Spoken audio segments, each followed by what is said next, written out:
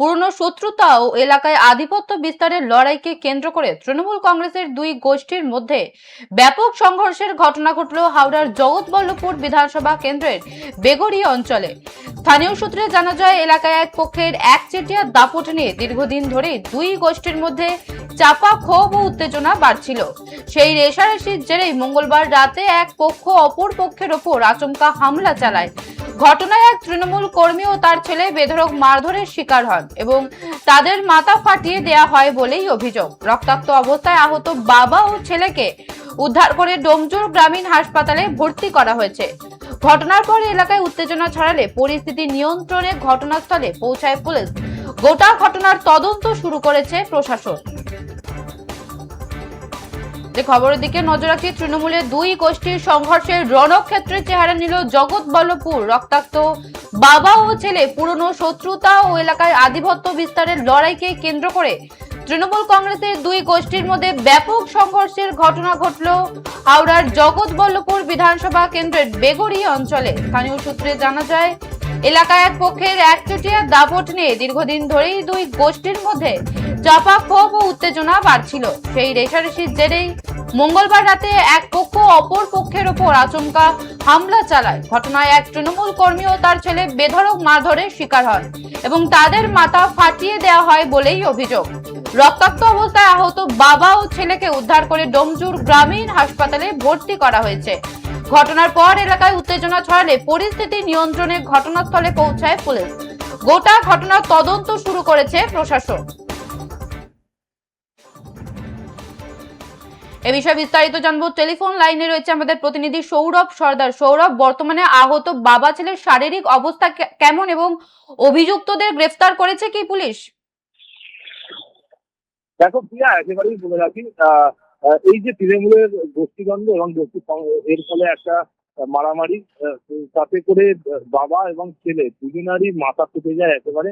এবং তারপরেই পুলিশ, ডোমজুর থানার পুলিশ তাদের ডোমজুর গ্রামীণ হসপিটালে নিয়ে আসে। সেখানে তারা চিকিৎসাধীন রয়েছে। তবে চিকিৎসার পরে ওই দুই পক্ষকেই কিন্তু পুলিশ আটক করেছে এবং তাদেরকে গ্রেফতার করেছে, করে আজ তাদের হাওড়া আদালতে পাঠানো হয়েছে।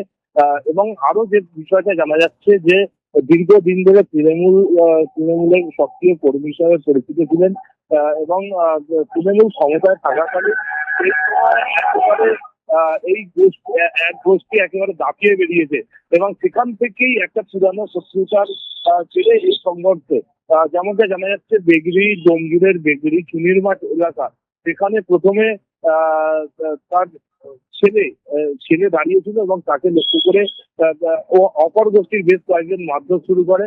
তাতে করে তার মাথা ফেটে যায় এবং তার বাবা, সেও তৃণমূল কর্মী এবং তৃণমূল নেতা হিসাবে পরিচিত ছিল এলাকায়।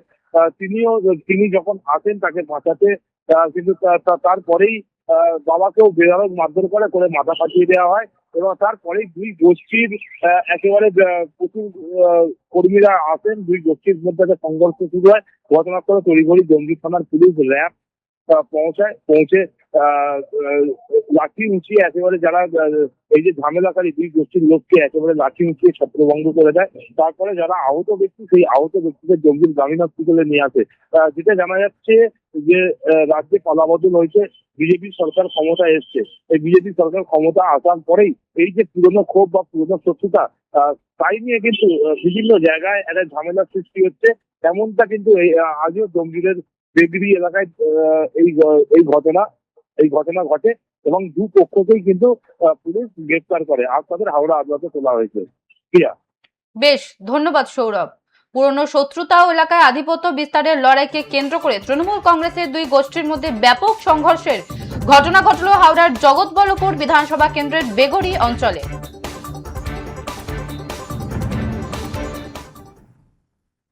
নিয়ে বেড়াতে বেরিয়েছে সন্ধ্যার পরে। তো ঈদের সময় পুরনো একটা বিবাদ ছিল, সেইটা কেন্দ্র করে আজকে ছেলের উপর চড়া হয়েছে। সাকাই দেওয়া চুরির মানে এর আগে একটা ঝামেলা ছিল ঈদের সময়। তো ঈদের সময় যে ঝামেলা ছিল সেটা মিলে গেছে। সেই জেটটা এবারে উঠলো আর আমার ছেলেকেও মেরেছে, আমাকেও মেরেছে, দুটো নাতিকে মেরেছে, সহ আরো অনেকে। শামীম শেখ সহ আরো অনেকে। স্বামী ওর নাম হচ্ছে আমাদের শামীম, সাহিল আর মুন্না। আচ্ছা, না মুন্না না, না তাকে নাম জানি না, নামটা আমরা